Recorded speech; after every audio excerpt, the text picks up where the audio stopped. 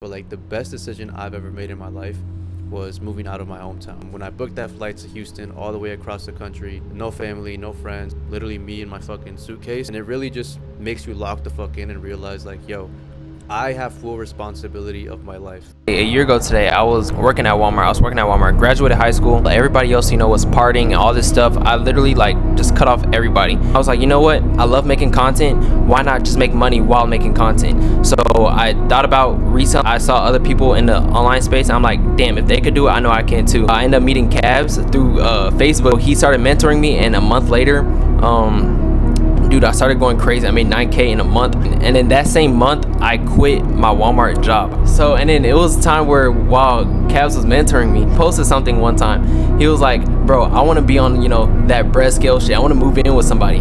I really wanted to slide up and be like, bro, I'm in. But at the time, bro, I didn't think he will see the potential in me. So I was like, I was embarrassed to even say anything. But it's crazy. Now we're here. Content, getting sales, all this stuff are huge struggles. But I think that 99% of resellers, the reason why they don't succeed and the reason why I was failing for a while is because. All right, boys. So as you guys can see, I'm here with my boy BK, my boy Isaiah. We're at the balcony of our new penthouse that we just moved into.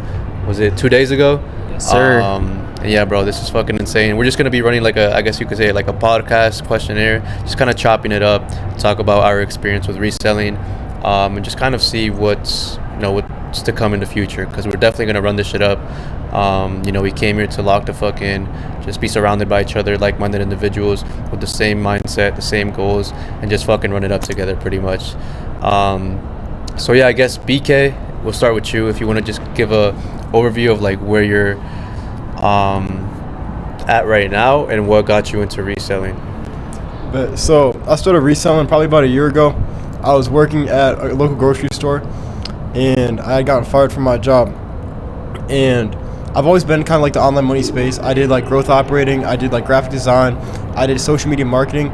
And about 2 years ago on Valentine's Day, I hit a crazy play on some Stanley Cups, and I would resell every now and then, but I never really took it seriously. I saw potential in the business model, but after I got fired, I decided to fucking lock in. And I'm really grateful to be with these boys. And the way that we basically met and the way that I got here is I was following Isaiah when he was first kind of starting out, and he made a lot of money really, really fast. And I realized that these two were connected, so I kind of met Cab through Isaiah, and now we're all fucking here, bro. It's such a blessing to be here. We're all gonna fucking run it up, bro. We're all locked in. It's only day 2.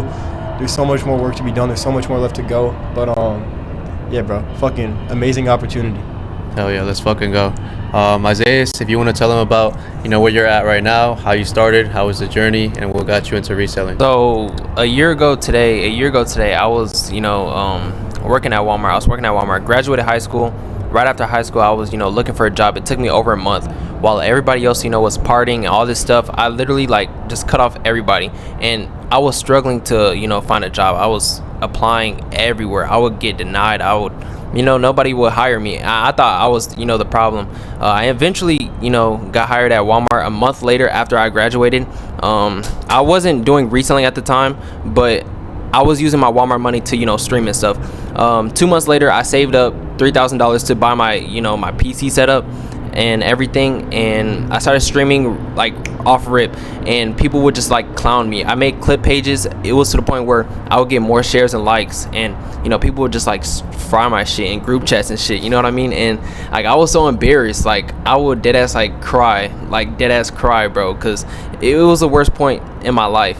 I was actually depressed, but I knew if I stopped, I'll be proving my haters right, so it was no way for me to just stop. I had to keep on going. So in life, you just gotta adjust. I didn't give up, but I adjust. I switched up, and I was like, you know what, I love making content. Why not just make money while making content? So I thought about reselling, and I just stuck to it. I saw other people in the online space, and I'm like, damn, if they could do it, I know I can too. And I immediately saw growth. I would post random videos and about reselling and stuff, and I would see me building a community.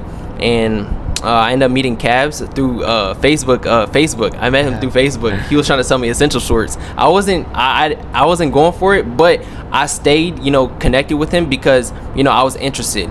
And then eventually I was like, you know what, I need to take the risk and get mentored. So he started mentoring me, and a month later, dude, I started going crazy. I made 9K in a month.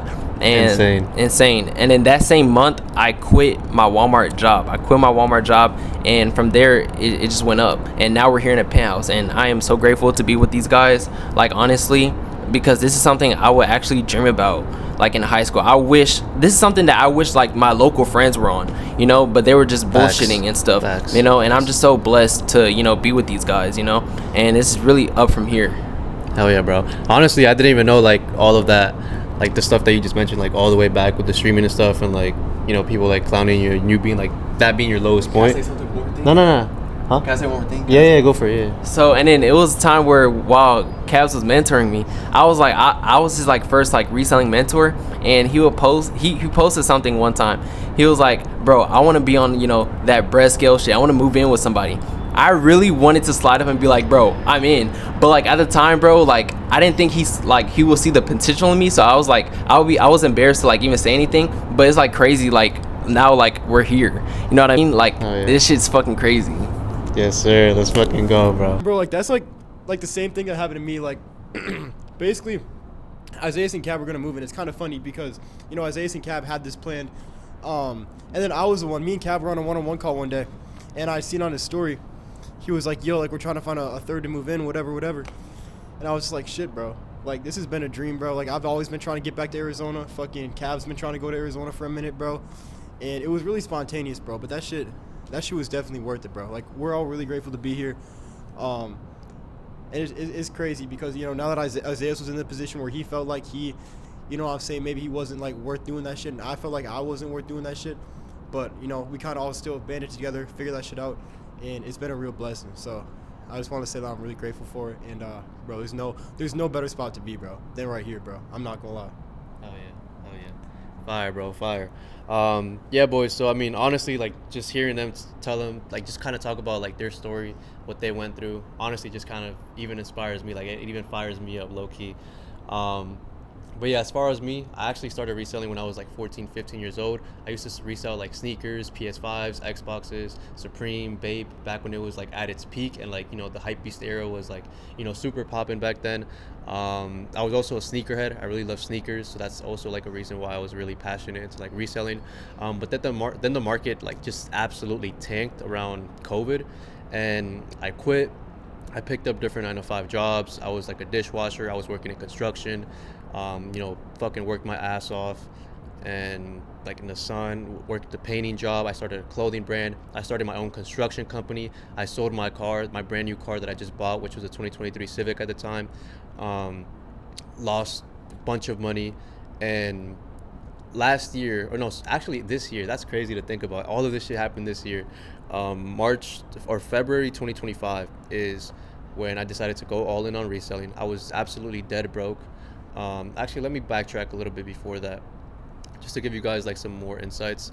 I was living in Pennsylvania, and this was around last year, 2024, June 2024. I was super just down bad, depressed. I was, just living in my parents' home. My parents kept telling me to get a job. I was going just through a rough moment at the time with like my personal life, and I was just really down bad. And I knew that I had so much potential within me, and I wasn't making money at the time, so I was like really mad at myself, knowing that I had so much potential within me, and seeing all of these other people online, especially younger than me, making way more money than me, or just living the dream lifestyle that I aspired to live.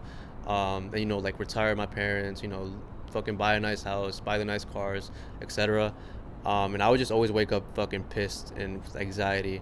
And I was like, bro, something has to change. Like, I really put myself in an uncomfortable situation, and I took the biggest risk. I took a leap of faith. I booked a flight across the country to Houston, Texas, which is where Isaiah lived at the time. And yeah, I had no friends, no family to meet over there. I just literally booked a flight without having a place to stay over there. Literally no friends, no family. I know it sounds fucking crazy, but I literally just fucking grabbed my balls. It was the biggest risk of my life. Of course, I had fears, doubts, worries, like whether things would even work out. Of course, I had many fucking scenarios in my mind that I was just pretty much almost predicting like the worst that could happen. But I was like, fuck it, bro. I have to make this shit work. I'm going to make it work. And yeah, fast forward early 2025, I went through all my savings, was dead broke, completely broke. And I remember I was on a call with one of my mentors at the time. He told me to like just leverage my skills. And then I remembered, oh shit, I've been reselling my entire life. Got back into reselling. I asked my mom for a $5,000 loan, and I applied for Foot Locker, which I was working there for like a week or two because I didn't have any money at the time. I invested 3 of that 5K into inventory, and then 2K I saved for bills, food, and shit like that. And then literally my first, give or take a little bit over a month, I made 10K in profit, which was pretty fucking insane. So I had a pretty quick come up once I decided to actually go all in. And yeah, now I purchased my M3 competition, I guess you could say one of my dream cars. Now I'm living in a penthouse with my boys, and yeah, honestly, it's honestly just up from here. This is just the beginning, and yeah, I hope that kind of backstory from the 3 of us kind of inspired you guys a little bit, and just kind of gives you some insights on like where we started, what got us into reselling, or just like making money online in general. But yeah, the crazy thing is that, like, you know, both of these boys became my clients at first, and now we're fucking boys. Now we're living together, which is fucking insane. But yeah, I guess if you guys want to just give an overview of like what you were really struggling at first, because obviously there's a lot of people in the reselling space that struggle with like the pretty much the same thing. It's pretty common, like, you know, not making sales, not getting customers, not getting views on their content, not actually knowing how to leverage content in the right way. So what would you say was your biggest struggle, and how was that pivoting moment where like things just completely changed for you? I'll say content. I was like, at the time, I would try to be different from everybody else on purpose, because at the time I would be like, damn, I don't want to be like everybody else. I want everybody to fuck with me for me. Like, you just like, Cabs taught me like, you got to do what's working. You got to double down on what's working, and that helped me take off a long way. And not only that, I got like, at the time I was selling AirPods, and I stopped selling AirPods because I got bored of it, which is stupid. I got tired of selling AirPods. I want to sell clothes. I guess like kind of like, because at first, okay, kind of bring them back where like everything shifted, because all it took was that one viral video, and then like from there it was just up from there. So like, I guess you could even, yeah, like what was the biggest thing that, I don't know, I guess the biggest thing that you struggled, and I guess your pivoting point could be like when that one video blew up and then it was up from there, or like, I don't know, really any struggle that. Content for sure. Like, I didn't know what to post. I didn't know exactly what to post. I was just guessing on what will work. Like, I would guess, be like, is this going viral? Is this going viral? Then I found out like what was working, and I'm like, okay, these type of videos work. Then I kept on milking the same videos, and I would watch other people and see what was working for other people, and I would use those same ideas but put it with my own twist. And then as time goes, like, I just knew exactly what to post. Then I like learned, you know, the funnels of content, you know, bottom of the funnel, middle of the funnel, and top of the funnel. So kind of backtrack a little bit. You know, a lot of people that are getting into the reselling space, or that are in the reselling space, they might not really understand why posting content is even important. So like, why were you posting content specifically? Because, you know, most people kind of rely on platforms like Facebook, you know, eBay, Depop, etc., and think that that's the way, or like the method to get to 10K a month, since that's what's, you know, being marketed all the time by these other resellers. You know, what would you say is the importance of content? Because, you know, everybody's on their phones. You know, everybody's on TikTok, everybody's on Instagram, and you want to be where everybody's at. Everybody's gonna say, hey, sell on Facebook, sell on OfferUp, but literally there's things that people want, but they're not gonna pay, you know, the full price for. For example, like Goyard bags, you know, like that runs over $3,000. So you could buy it for $200, and I'm telling you, there's people around you that will buy it for literally half the retail price. So like, if you promote it on social media platforms, bro, like, you're gonna get a quicker sell versus you trying to sell it on Facebook or OfferUp, and you just get banned because, you know, your listings, you know, you're selling fake products, you're selling counterfeit products, versus if you just promote it on, you know, Instagram, Snapchat, you know, people are gonna run to you because that's where everybody's at. And just to kind of add on to that, like, and then I'll go to you, BK. You know, this whole facade is being marketed online that, you know, oh, all these big resellers, they make 10K a month by selling saturated products on Facebook and eBay. Like, at my early stages of like going all in on reselling earlier this year, I knew that was complete bullshit, because I tried it myself. Like I said, I invested 3K in inventory. I listed it on Depop and Facebook and Mercari. Now, don't get me wrong, I did make sales here and there, but it was really unpredictable. The margins were low. People were always lowballing, or people would text me on Facebook. I know you guys fucking hate this shit. Hey, is it still available? And then you say yes, and then bam, they just ghost you. Like, that shit is so annoying. But very early on, I understood that, okay, this is obviously not working, so how are they actually making their money? And I realized that every big reseller was simply posting content. They grew an audience and they sold something, a digital or physical product, to that audience. And that's when I was like, fuck it. It all clicked in there. And yeah, that's really what content allows you to do. It really just allows you to generate traffic, and be able to sell that traffic. And it's honestly just unlimited. Like, it's limitless, because you are able to you have full control of the traffic that you generate, instead of just relying on these platforms, which you'll only get like 100 views, 500 views, 1,000 views, especially if you list on local platforms and just rely on Facebook and OfferUp, because you're only targeting your local area. Now, if you post on social media, you're targeting not just the entire country, but the entire world. You could literally ship international, get clients from like anywhere around the world, which a lot of people sleep on. But if you actually do it the right way, it's super scalable. So yeah, BK, what would you say that your biggest struggle was in your reselling journey? And I guess, what was your pivoting moment? My biggest struggle was definitely my mindset, and I will talk about that in a second. But I kind of want to add on even more to what they were saying, just to stress the importance of content, because it is very, very important. And I want to preface this by saying that all of us resellers, all three of us, you watching this video, you want financial freedom. You want to be an entrepreneur, and reselling is just the medium of that. You guys need to understand that. And making content, building a brand, is going to last you forever. Posting on these marketplace apps, thinking you're going to make 10K a month selling AirPods, is not going to last you any time. Us three, we're not going to be reselling forever. You're not going to be reselling forever. That's just not the case. However, if you're posting content, if you're building a brand, you literally have an asset for the rest of your life that you can make money with. Reselling, you can make money with anything else. And it's such an important thing that a lot of you guys don't do. You don't understand the importance of. But this is how all the resellers are making their money. This is how you can make money literally for the rest of your life. And you guys need to understand that. And this kind of goes along with what my biggest struggle is, and what a lot of your guys' biggest struggles is that you might not even be aware of. And that's your mindset.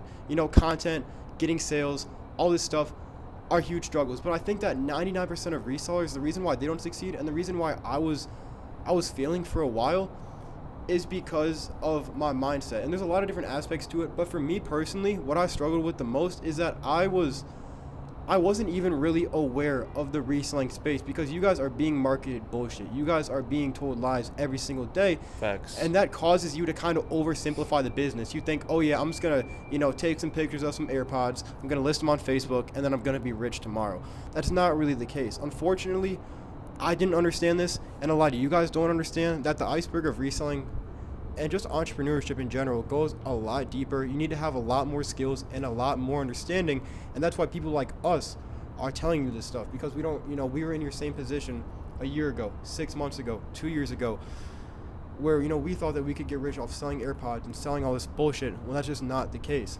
And also, a lot of you guys too, another thing about mindset that I personally struggled with that held me back a lot is the self-belief. Like, I know me and Isaiah were talking about this a little bit ago, and we both kind of went through the same thing. We're afraid of people, judging us. We're afraid of people saying, oh, you're stupid, oh, you're corny. This happened to all three of us, me, Cab, Isaiah. At some point, we were all clowned on. We were all, looked at differently, and I almost quit because of that, bro. I remember I would go to school some days. They would airdrop my videos to people in the cafeteria, and I would just be humiliated. I would be absolutely humiliated. And unfortunately, a lot of you guys cannot push past that. And it was very, very hard for me to push past that, because I wanted to quit. I wanted to give up. I didn't want to, put up with the humiliation. But if I would have given up, and if I would have, not pushed through and not persevered, I wouldn't be here. None of us would be here. So I think that a lot of you guys, content, sales, all that stuff is really, really, really important. But before you get to that, you need a good mindset. You need to have the right structure. You need to have the self-belief. We would not be in this penthouse if we didn't have an extreme amount of self-belief, an extreme amount of perseverance. And I think that you guys need to build that, and a lot of people in the reselling space lack that because they think that this is easier than it really is, and that's the truth. And I know it's going to hurt you a lot of you guys' feelings. It might not be what you guys want to hear. It's not what I wanted to hear. I remember when me and Kat first started talking, I was like, holy shit, like I didn't realize the extremity of how deep this really goes and how much work you have to put in. But it's just kind of the truth. And a lot of you guys need to settle with that. You need to get your mind right. You need to get your belief right. And then you guys can actually start to scale. And that's how I personally scaled as well. Sweet. And just kind of to add on to that, you know, it can be scary posting your first, you know, video online, especially if you never posted on social media ever, especially if you're not comfortable with the camera, and especially if you care about what other people think. But one thing I'll tell you is, bro, like it took me some fucking courage to like post my first ever video online. And of course, I was worried. I was scared of what are my friends gonna think? They're gonna make fun of me. I'm not gonna get no hoes. It's game over from there. It's done. I'm cooked, right? I'm gonna be the guy that everybody clowns, right? But what you guys have to understand is that people truly don't care about you. Like, sure, they might laugh at you. They might make fun of you. They might go make some jokes to their friends about you or whatever. But like, when you're 30, 40, 50 years old, or when you're on your deathbed, you're not going to be over here stressing about, oh fuck, I don't care, I don't know what Jake is going to think about me because I posted that video. Like, bro, they don't truly give a fuck. And even if they did, how are you going to allow another person's opinion and thoughts about you dictate your life? You're going to really stop other people, stop you from making 10K a month, 20K a month, retiring your parents, living the life that you want to live, fucking moving out to your dream house, wherever that is, or whatever success means to you? Are you really going to allow somebody's thoughts, something that isn't even tangible, stop you from living your dream life? Like, that is the stupidest thing I've ever heard. And one of the things that I really just embraced early on is just to not give a fuck about what people think. And I know I almost had I faked it at first, I'll be honest, because I always used to say I don't give a fuck about what people think. But whenever I would always click that post button, like, my fucking heart would drop, bro. And I just had to fake it till I made it, till I got comfortable with the camera, till I really truly didn't give a fuck. And you really have to like just embrace that person, that version of you that just doesn't give a fuck, bro. The version of you that's making 50K a month, 100K a month. And even if you think that's not really tangible or attainable for you at the moment, like, you just still have to dream big, like, have big goals.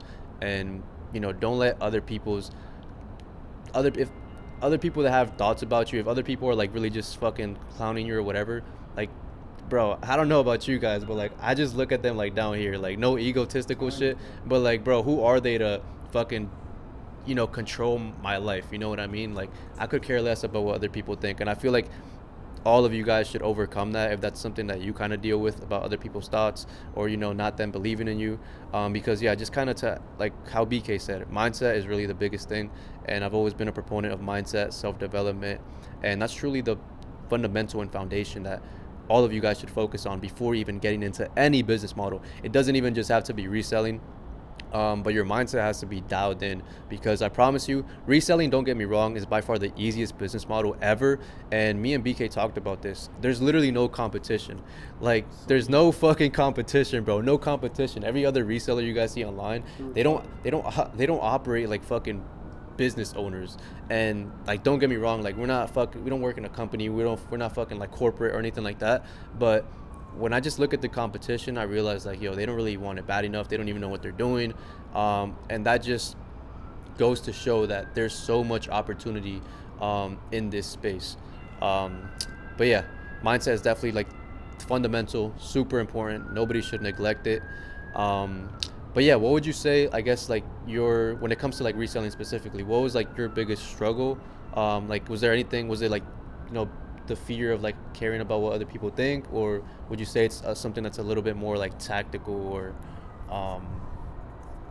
if you could just add on to that?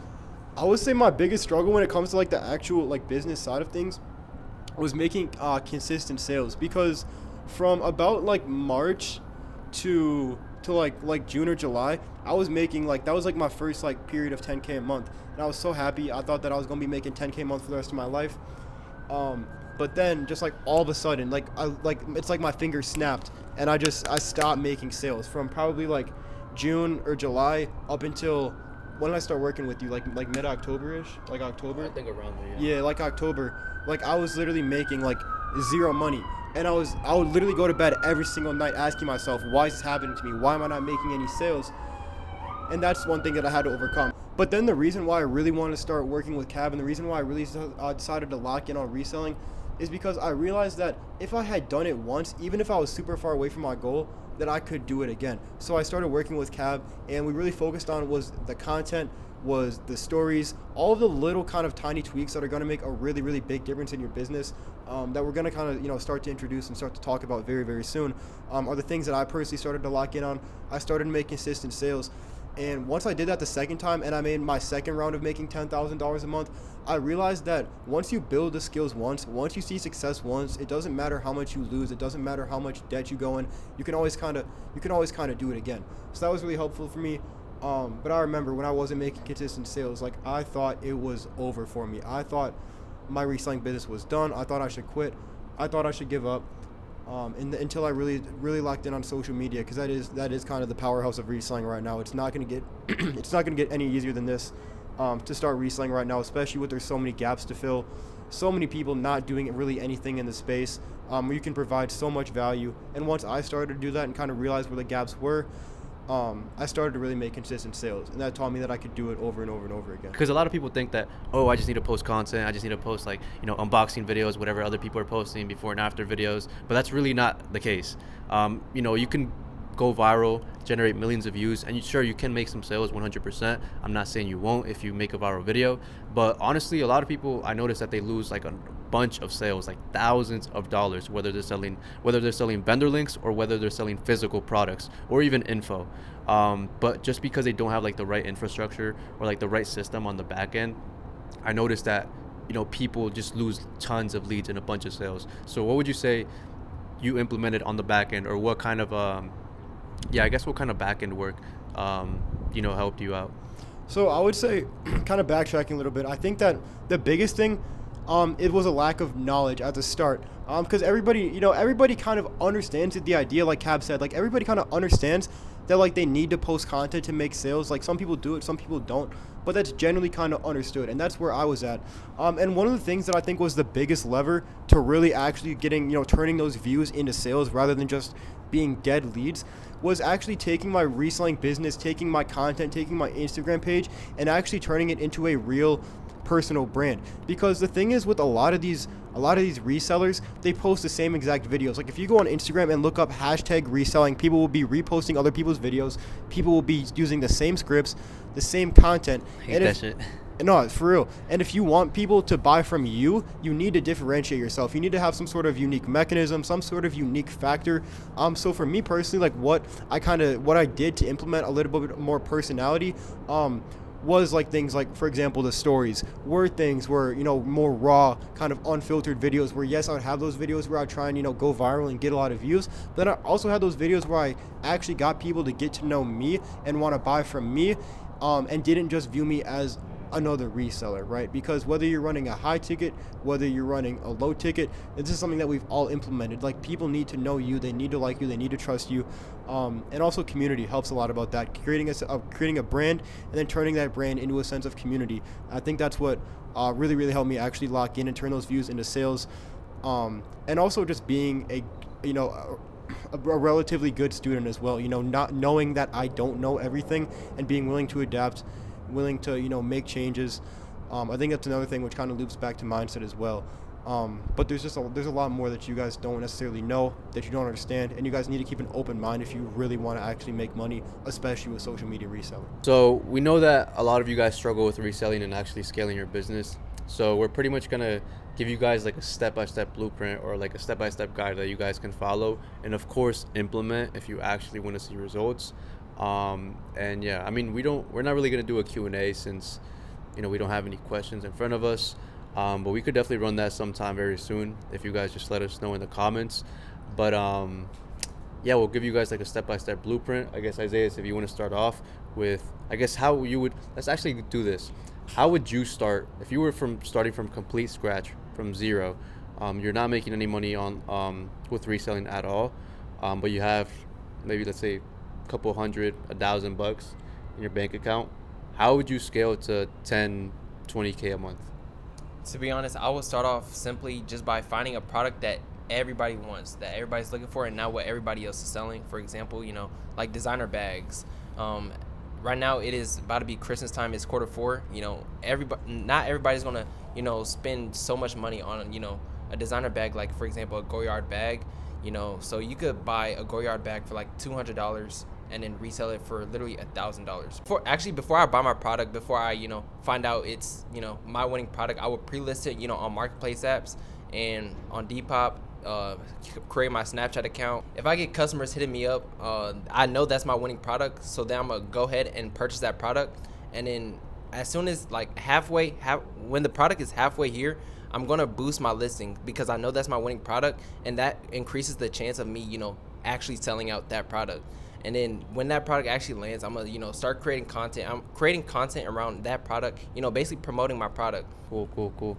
So yeah, to add on to that, like the pre-listing method is so fucking goated, bro. Like it's so goated.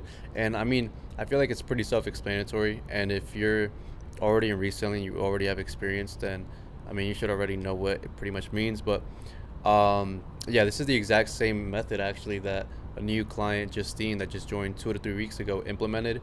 And in his first 2 days of listing the product, he got like 30 plus messages just on Facebook alone for a winning product, and made almost $3,500 profit mainly from that winning product in only a week. $3,500 in a week, which is pretty insane. So it definitely works. And the good thing about this is that you don't really need capital to start. You can just pre-list it, test the demand first, pretty much just validate and secure deals before you actually order the product. And then once you see that there's demand, people are messaging you, you're getting engagement on your listings, either archive it if you're listing it on like eBay or Depop, since those are online platforms. And if you were to make a sale without the product in hand, you're kind of cooked, because you don't want to really drop ship it because shipping takes way too long. But if you're listing on local platforms, then you're good. You could just secure the deals, tell them you're going to meet up next week, and then just say that you're on a trip or some shit while your product is actually being delivered to you. But yeah, now what about you? If you were to start from scratch, what would you do? I would agree with both you guys. I think that when you first start out, especially if you don't have a lot of money, you have to try really, really hard to find your groove. Like for example, if I had $100 to my name and that's all I had to start reselling, the last thing that I would do is try and sell try and buy 10 pairs of AirPods, because the less money that you have, the less capital you have to invest, the less things you have to work with, the more intentional you have to be with your money, the more kind of conservative and the more logistical you have to be. You have to do a lot of market research, and you have to do a lot of trial and error. And if you can do research properly and find a winning product and kind of start off your business on that foundation, you not only have a product that you can sell over and over and over again, but you have kind of a niche that you can establish within reselling. Because like we talked about before, a lot of people just sell the same shit, the same products. But if you find that one winning product, you kind of start off with that and build that foundation. I think that's really, really valuable. Now, one thing that I would say that kind of maybe differentiates from a lot of, other people's views is I think that you definitely should start reselling on marketplace apps if you don't have a lot of money. If you're, if you want to start supplying or selling on social media, I don't think it's very, very smart to start that when you don't have a lot of money. I think you should learn the foundational skills of reselling.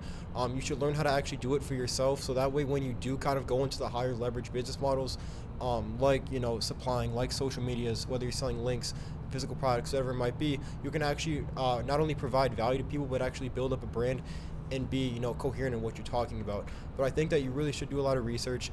You should try and find those untapped winning products you guys can take advantage of early. That way, so you can actually build a good foundation for yourself, and then scale from there. Because I remember when I first started my first winning product, and I think I was talking to Cab about this like a while ago. My first winning product was like 80 Stanley Cups, Starbucks variety Stanley Cups, like 2 years ago on Valentine's Day. And having that winning product and investing like those whatever $2,000 into 80 Stanley Cups and flipping those all in like 3 days did so much more for me than using that $2,000 to buy like AirPods and trying to sell them all on Facebook. Because if you try and do that, you're gonna get very demotivated. It's not going to do good for your mindset. It's not going to do good for your bank account. So I would definitely say tap in a winning product. Definitely, I agree with that. And you know, one thing, if you guys are in have been in the reselling space for a while, you'll notice that a lot of these quote unquote resellers don't necessarily know what they're talking about. Like they don't actually resell. And I think that's what really affects the, I guess you could say that it gives reselling or resellers like a bad stigma, simply because there's a lot of like bullshitters out there. But I highly recommend you guys do your own research. To be honest, like do your own research on who you're learning from and make sure that they're actually competent, and actually know what they're talking about. So you don't, so you receive value that is actually going to help you get results. Because at the end of the day, that's what we're trying to do. That's why we're doing this podcast, giving you guys value and just giving you guys like some insights overall on like, you know, struggles we went through, how we overcame things, stuff like that. So how would you go on about finding winning products? So if I were a complete beginner and I wanted to start finding winning products, the absolute worst, most diabolical thing that I would do is go on Instagram and listen to other resellers. Because like I said, this industry is so tainted. There are so many people who do not know what they are doing. You need to do your own research. And there is so much at your disposal that you don't know about. You know, things like eBay, things like Depop, other marketplace apps and other methods that you guys can use to find winning products. But like Isaiah was saying before, you need to find things that everybody wants, but nobody else is selling. And that is literally easier than ever because everybody's selling AirPods, because everybody is selling colognes. Even if instead of selling a very, very basic like Baccarat cologne, you sell something a little bit more niche that can go for a little bit higher of a price, you're going to be a lot more successful in those little things, on those little tweaks, those little differences in products that are, you know, kind of differentiating from the masses.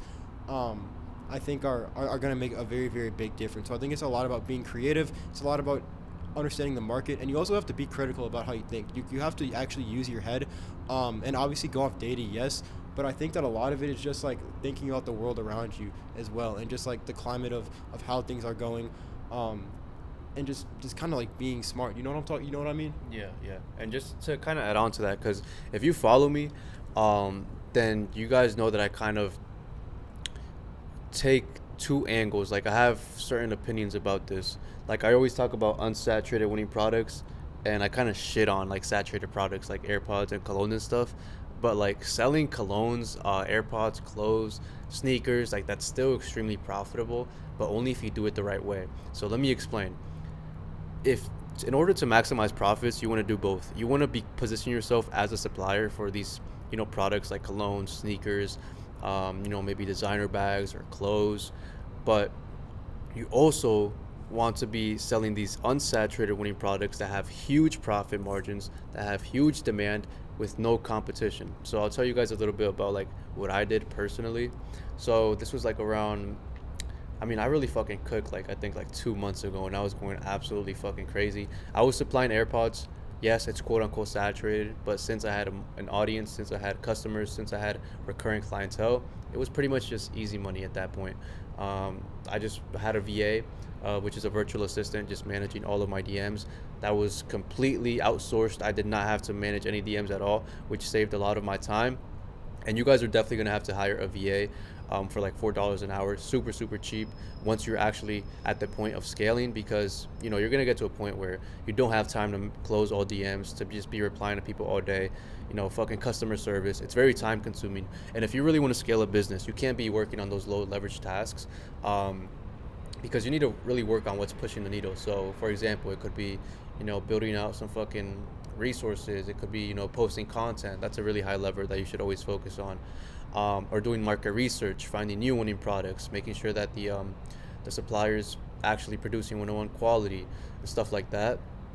But yeah, selling saturated products is still, I would still do it, because it's just honestly, in my opinion, it's free easy money.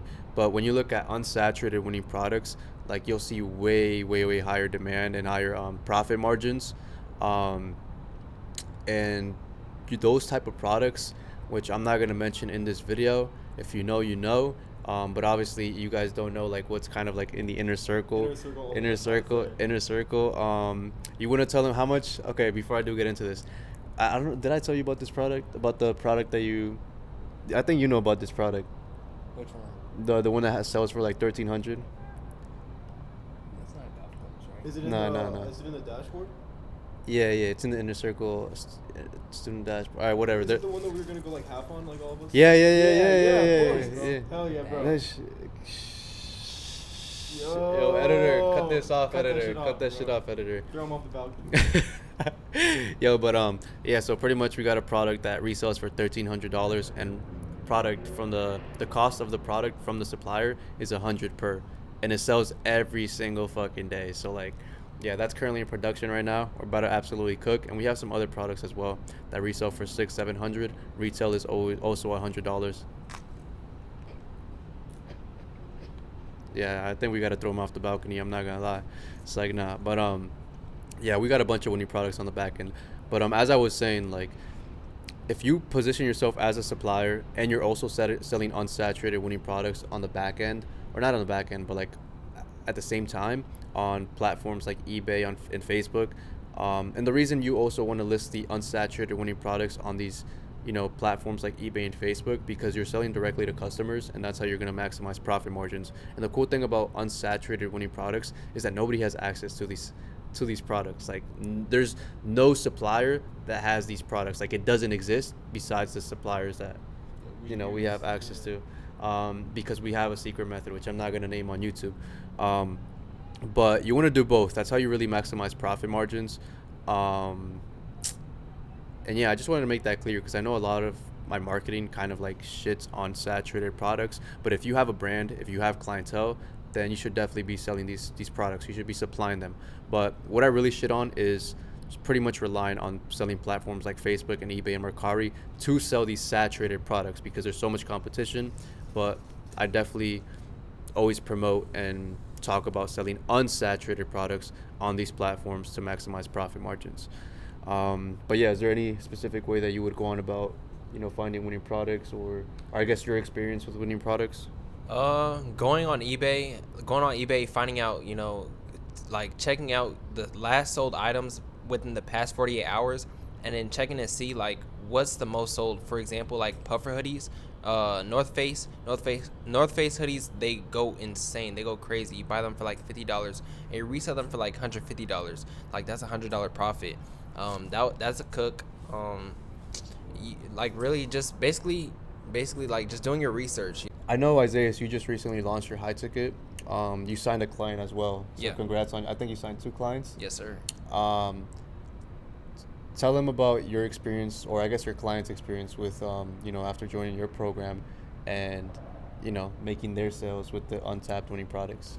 So with my first client, his first week in the program, I put him onto untapped product, golf clubs. You probably already know about this. Fuck, I would have not leaked that. Should we? Golf clubs, Yeah. bro. I People mean, already I know, knows about I it know. now. Like, Alright. golf clubs. I mean, we can bleep it out. Like, we can. Okay, like, yeah. Well, Oh, let yeah, people- yeah. Okay, yeah. I put him onto golf clubs, and his first week, he sold two golf clubs. Beep.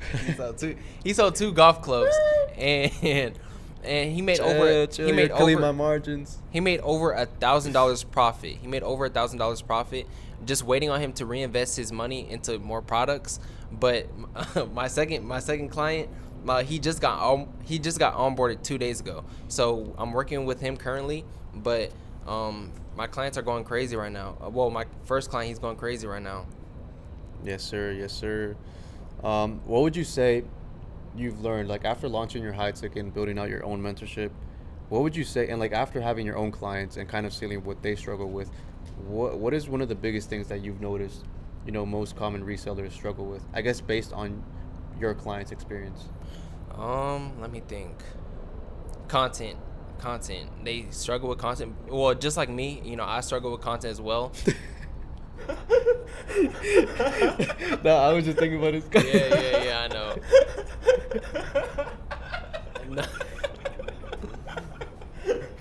Content. It's simply just content. You know what I mean? Reselling is the easy part. You could be the best reseller, but not making the most money. It's really a marketing game. It's all about marketing.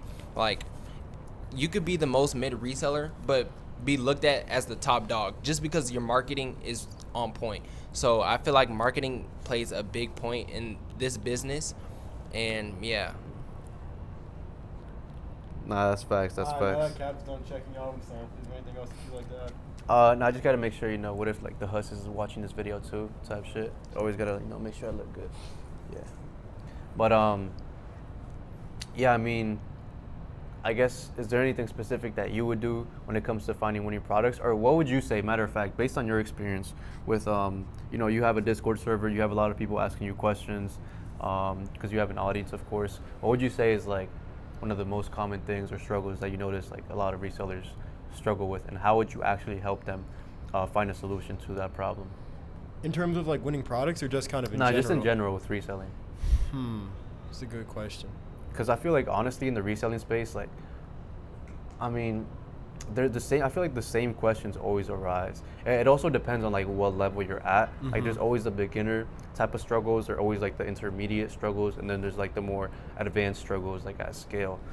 Yeah. So you see, the people that have the biggest struggle, I think, in my Discord especially, the people that I see, like, I wouldn't say complaining, but the people who are always like, oh, I can't make any sales, they're struggling, they're maybe not lacking as much direction, are the people who kind of buy like saturated products, but like we were saying, like they buy very, very little of them. Like, for example, if you don't have a lot of money, do not waste it on like a couple units of saturated products. Like, put it into something that is gonna make make you a little bit more money, for lack of better terms. But I get a lot of people. So real quick, when you say that would make them a little like more money, what would, like, can you give us an example, just so like kind of give some more context? Yeah, of course.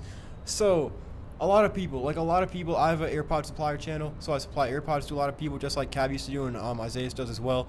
And they'll buy one AirPod, and then they'll come back 2 weeks later, and they're like, oh, like, why can't I sell it? Why can't I sell it? Whereas the people who maybe buy 5 or 10 AirPods from me actually have a lot of an easier time selling these products, which is might seem crazy. However, it's all about the product fitting the medium that you are selling. You see, a lot of you guys try and say, okay, I have this product, what is the best place to sell it on? And I honestly think that that's quite backwards. You need to think about, okay, what are the platforms that I think are going to make me the most margins, and then what are the products on those platforms that I'm going to take advantage of. A lot of you guys just see products and you just buy them, and you're like, because you're influenced by social media or whatever it might be, and then you try and scramble for the best selling strategy. However, that might not be the case. If the market doesn't fit your plan, if it's not in demand, it's simply not going to sell. So if you have saturated products and you're only buying 1 or 2 units at a time, you're not going to make a lot of money, because the profit margins are very slim. They are very, very low ticket.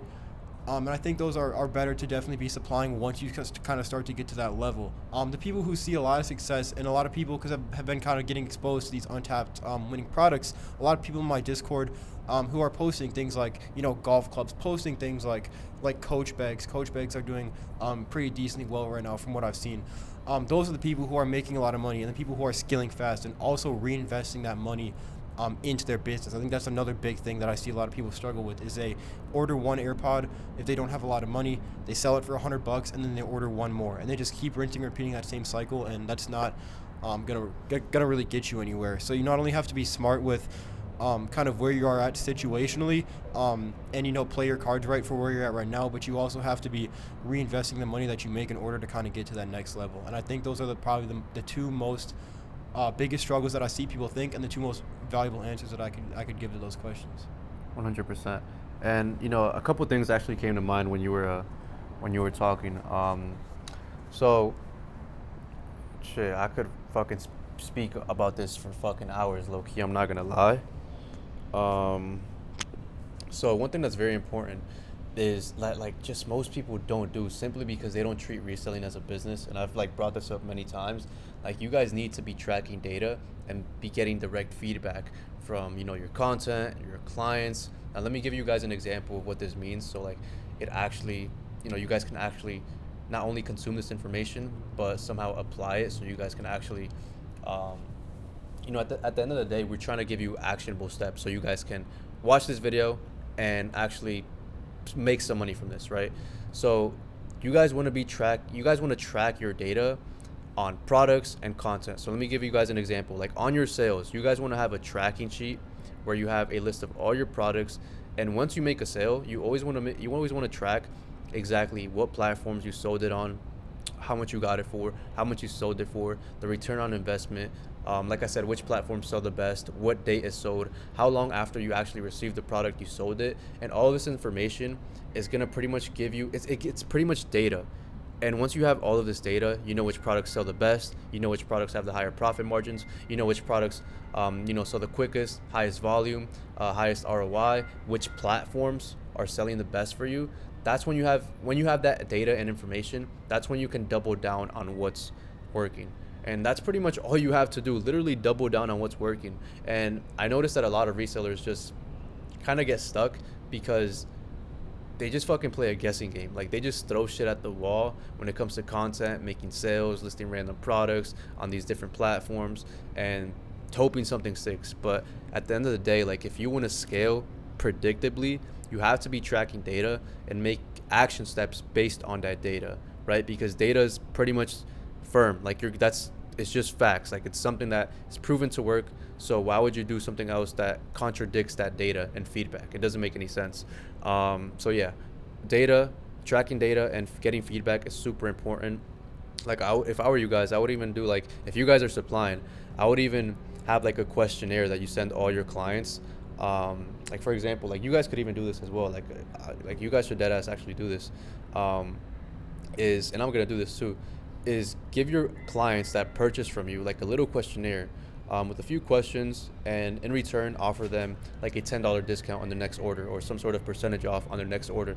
And in the questionnaire, you pretty much want to ask questions that is going to give you feedback as to why they purchased directly from you. So for example, why did you purchase from me? What do you like about my products or service, for example? And then they're going to tell you exactly why they purchased from you, and what do you like about them. Another question that I would add is, what made you hesitate to purchase from me? Or is there what hesitation did you have before buying from me? Because now you know the objection that they had before buying from you. So now you're getting direct feedback from your current clients as to what prevented them from buying from you. So some answers that you might get are like, I didn't know if you were trustworthy, I was scared of getting scammed, I wasn't sure about the quality. So for example, if they were unsure about the quality, then now you know to post more quality control videos or pictures. And if they told you, oh, I was unsure, like, if this was a little bit sketchy, I was worried about getting scammed, post a lot of social proof and vouchers, stuff like that. Based on this feedback and data, you're able to create you have just pretty much feedback to like actually create action steps that is going to help you make more sales. I'm pretty sure that made sense. Hope it did. And another thing that I wanted to also go over is kind of tying back to, like, I guess you could kind of relate it to like mindset or like self-improvement, or like just in general treating reselling like an actual business. One thing that I've brought up to you guys, like we even spoke about this, like scheduling out your days.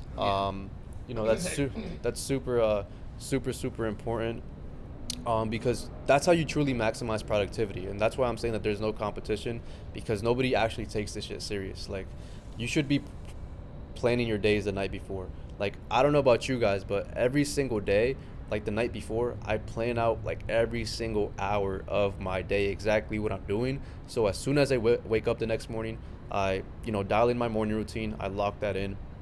And not only that, the reason I like having a morning routine, I'm kind of yapping here a little bit, but I promise you guys this is valuable.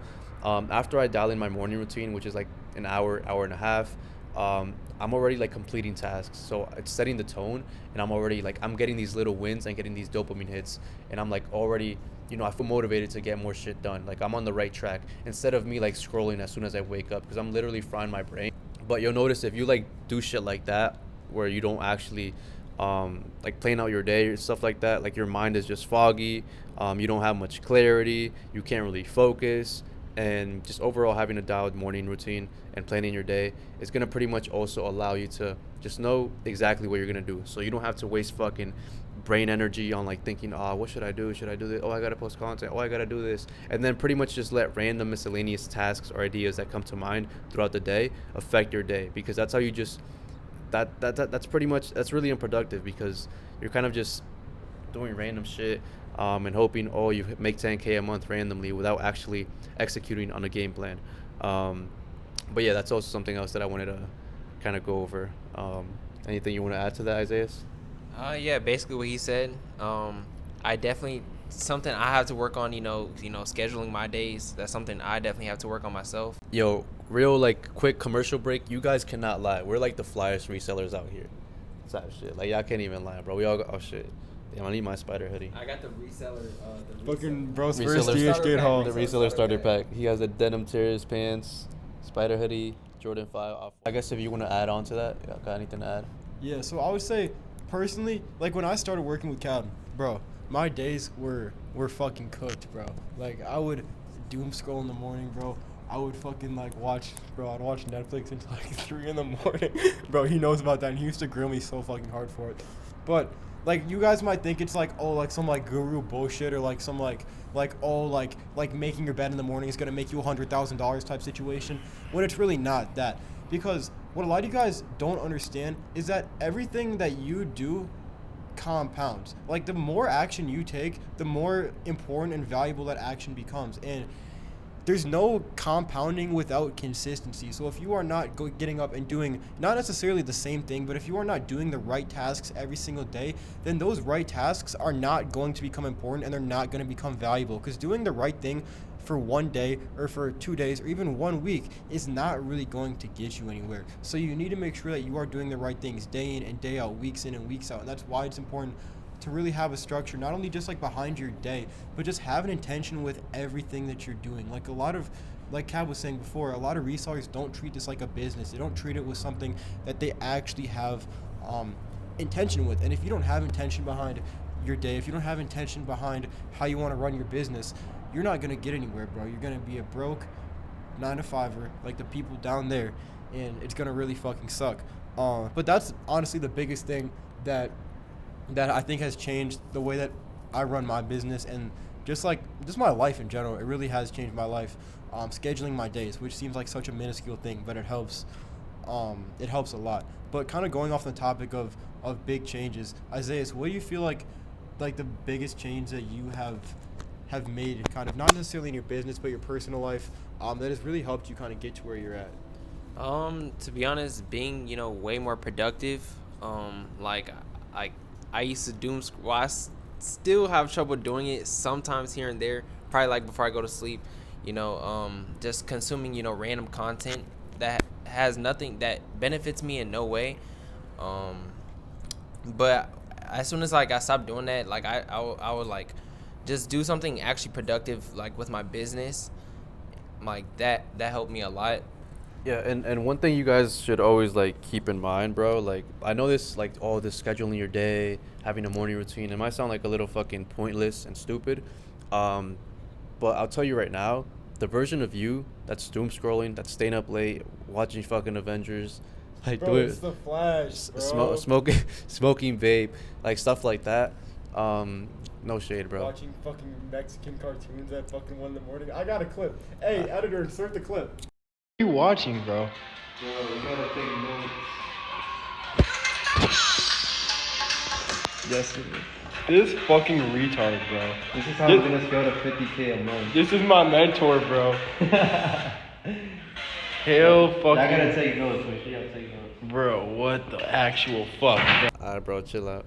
Nah, but like realistically, like all of these little stupid tasks that you might not even realize, you might not even be aware of it, which is why I personally like meditating, because it helps me focus and be aware. Like all of these things have an effect on you, like believe it or not, like the food that you eat, junk food, fucking eating trashy fucking seed oil food, always eating out, not going to the gym. Going to the gym is so fucking clutch. We're actually gonna lock in on that. Me and Isaiah have been lacking, but we're gonna be their personal trainer. He's gonna be our personal trainer. Bro's big as fuck. But like even going to the gym, dialing in your fitness, like it just helps your mental clarity, staying focused and all of that. And it might sound stupid, but like realistically, the version that you are right now is not making 10, 20, 30K a month for a reason, because you're not operating like that 10K a month version of you. Let's just say 10K. Because that 10K version of you that's hitting consistent 10K months, not lucky 10K months that always fluctuate, but the version of you that's hitting consistent 10K months isn't fucking doom scrolling and doing all this bullshit. And I'll be honestly, 10K isn't even that much. Like you can probably still do that shit and still like like doom scroll and do all that bullshit and still hit 10K a month, to be honest. Because it's kind of easy, I'm not gonna lie. But like to hit like consistent, like I mean consistent 20, 30, 40, 50K months profit. I'm saying profit. I'm not saying revenue. Fuck revenue. Profit. You have to operate like a different version of you, and you guys have to embody that version. And I tell these guys all the time, like we have to just always embody that version of you that's making 50K a month. Like the sooner you embody that person, the sooner you start acting like that person, the sooner you start talking like that person, the sooner you start perceiving yourself as that person, the sooner you'll be actually be that person and achieve the things that person, that version of you has achieved. And yeah, it's super fucking important. Like honestly, yourself, the self-perception of yourself, like what you think about yourself, plays a huge role in your success and in your life, which you guys should all take serious. Yeah, bro, like you really got to be delusional when it comes to this, you know. Like you got to really be that person that's making $20,000 a month version of yourself. Like you really got to be delusional, you know. Yeah, and like a lot of people are gonna call you crazy, a lot of people are gonna shit on you, make fun of you, but there's a reason why we're here. Like we just moved in together 2 days ago in a fucking penthouse, because we didn't let that other people's opinions or other people's thoughts of us, you know, pretty much stop us or dictate what our life is going to be, like the outcome of our life, because that is the stupidest thing that we could ever do, and it just doesn't really make any sense. Where do you guys see yourself in the next 3 months? Like what are the goals?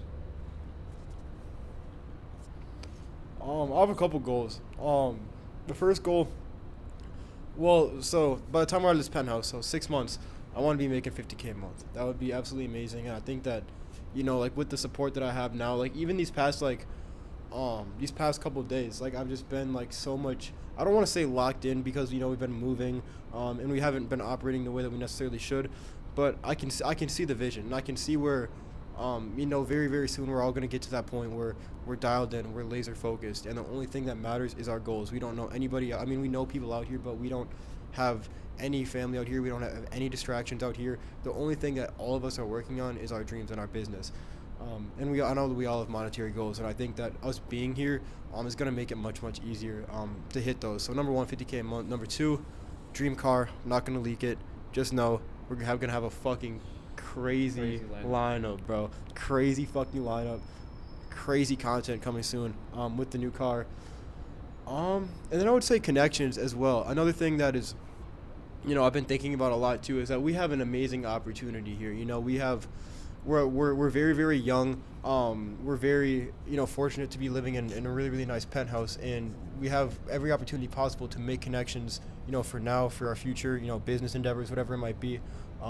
So I definitely want to get out there, you know, network, get to meet people, and then, you know, once we're kind of done with this place, move into even bigger and better spot and do it all over again, double, triple, quadruple our efforts, get more fucking results, and just run it up, bro, and just have a good time, bro. Fuck the teenage dream, fuck the, you know, the hoes, fuck the partying, fuck all that shit that we all had in our hometowns that was distracting us, bro. We're here to fucking lock in, and that's exactly what we're gonna do.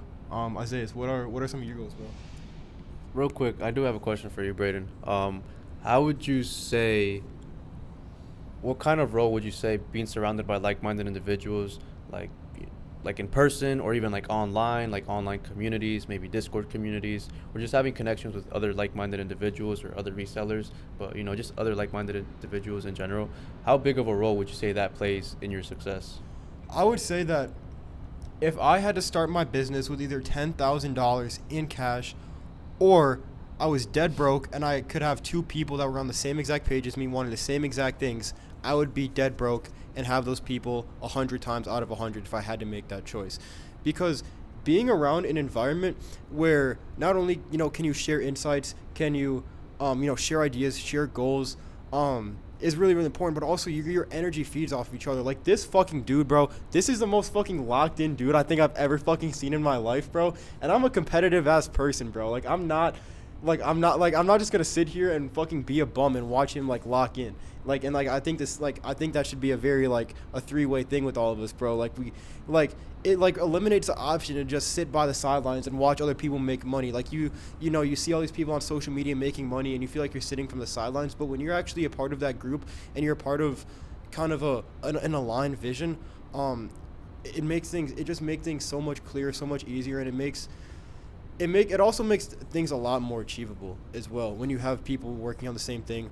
When you have an environment, just like the energy, I don't know if you guys have experienced this, but just like the energy, like when we're all working, Isaias is in his room, we're out in the kitchen doing our thing, like the energy, and just like the focus, and just the way that we operate is amazing. So I think it's valuable. One thing I really want you guys to consider, it might be like a really big move for you guys, it might be scary, but like the best decision I've ever made in my life was moving out of my hometown.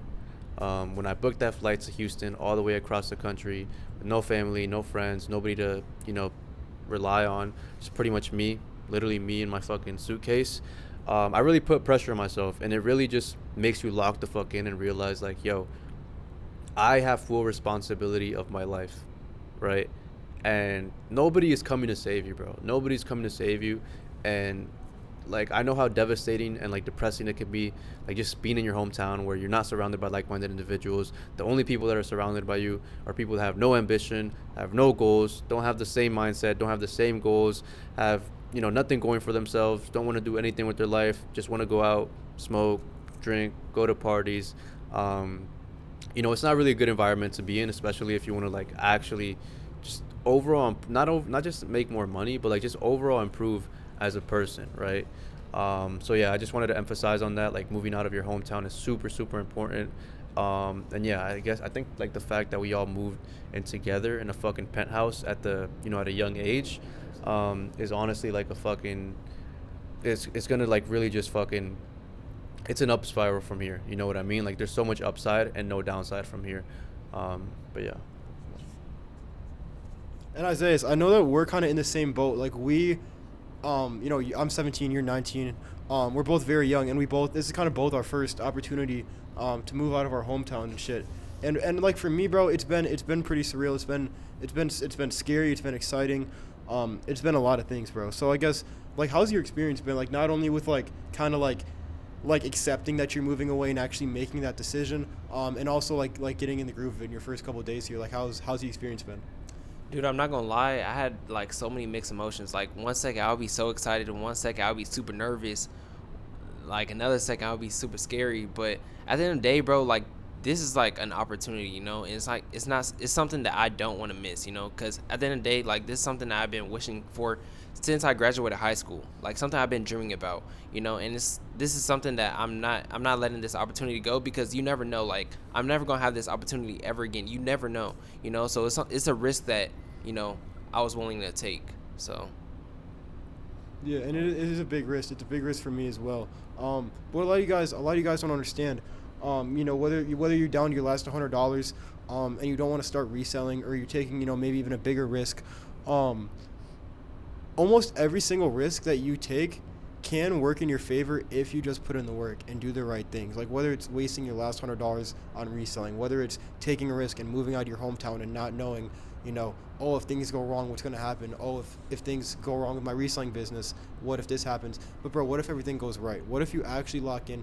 What if you actually use that risk, use that pressure to put on yourself, just like Cab said, bro, fucking going to Houston with nothing but a suitcase and probably a baseball cap, and having to figure it out, bro. Like, if you take a big enough risk and put yourself in an uncomfortable enough position, bro, you will make it work 100% of the time. So I want you guys to understand that. I want you guys to think of risks as a good thing and not a bad thing, because you get rich taking risks. Like, that is truly the truth. You are never going to be anything. You are never going to be a person of value or anything like that if you just live your whole life playing it safe. Bro, we're young. I don't enjoy playing it safe. I love taking risks, and I think that there's even more to come, bro, and we're always gonna find a way to work it out. So I guess how do you feel about that, Kev? Honestly, bro, like, I truly believe that the biggest risk that you can take is not taking a fucking risk, bro. Like, think about it. What is the fucking alternative of you not starting that business, of you not ordering that product, or you not posting that video? Like, what is the alternative of that? Like, you're either gonna fucking stay stuck at a 9 to 5, work for minimum wage. You're gonna stay stagnant. You're not gonna make progress. Like, you're not gonna do anything with your life. So think about it. What really is the biggest risk? You actually taking that step to actually grow and develop in your personal life, in your business, whatever it is, or just keep being the same person that you know for a fact you don't want to be, right? Obviously, I'm assuming you're watching this video because you're probably not satisfied with your life, or maybe it's not that, but you just want to get better or just actually improve as a person. And if you really just want to see growth, then something has to change. That's something that I've always told myself. If nothing changes, nothing changes. And I've always just had that quote in my mind. And that's what's really pushed me to like just book that flight and take the fucking biggest risk of my life. And it truly pays off. It truly pays off as long as you actually believe in yourself and put in the work. Then it's all up from there. So yeah, guys, if I could leave you guys with one thing that summarizes up this entire video, is that you guys cannot be afraid. We have all taken risks. We have all done things we've regret. We've all done things that have put us in amazing positions, and you guys cannot be afraid of anything. You guys, whatever you have to do to chase your dreams, whatever you have to do to get out of your hometown, whatever you have to do to flip that first product, fucking do it, bro. Be ruthless. Do what you have to do. Obviously, to a certain extent, you guys do have to realize how much power you hold, even if you're not making a lot of money right now, or even if you are dead broke, not in the situation that you want to be. Improving yourself, taking that risk, and becoming better in all aspects of your life is going to be your biggest superpower. So we appreciate you guys watching. If you guys want another podcast, we're going to be running this up every single week right here in this penthouse in Arizona. So for the next podcast, we're going to be running a little bit of a Q&A. So make sure to leave all of your questions in the comments, whether it's like reselling related, whether it's, talking about, like suppliers, whatever it might be. But give us some good questions that we can really actually dive deep into and kind of have more of a conversation about and give you some real comprehensive answers, because that's what we're here for. We're not here to answer surface level questions. We're not here to, tell you how much we get our clothing from our supplier. We're here to actually give you guys a real, raw reality check of what reselling is like in 2025 and what you guys need to do to be successful. So I guess with that being said, is there anything that you guys want to say to kind of wrap things up? I just wanted to say, I appreciate you guys watching until the end. This was just like this is like our first, I guess, podcast, I guess you could say, just kind of us, kind of yapping, kind of spitting some sauce, I guess, kind of just speak our minds. But I really appreciate you guys watching, especially if you're watching the outro. I'm assuming you watched the whole video. If you haven't, make sure you go all the way back and watch all of it. It's I genuinely appreciate you for watching this. Expect more videos like this coming soon for sure. Like Braden said, make sure you guys leave your questions down in the comments, so we can answer them in the next video. But yeah. And like with all three of our stories, bro, we're no different from you. You know what I mean? Like, we did this all within a year. You watching this probably in bed, doing your brainstorming, probably what you want to do. We was in your same exact shoes beginning of this year. You know what I mean? So if you take action right now, right after this video, bro, you don't even know yourself where you could be in the next year. Because I promise you, if I was to tell myself in January I would be in a penthouse by December, bro, that's fucking insane, bro. Working at Walmart, you know what I mean? So you never know. So take action right after this video, and bro, just let's get it, bro. Just keep going. Thank you so much for watching. You know what I mean? And there's so much more to come. Yes, sir. Fire content coming soon. Stay tuned.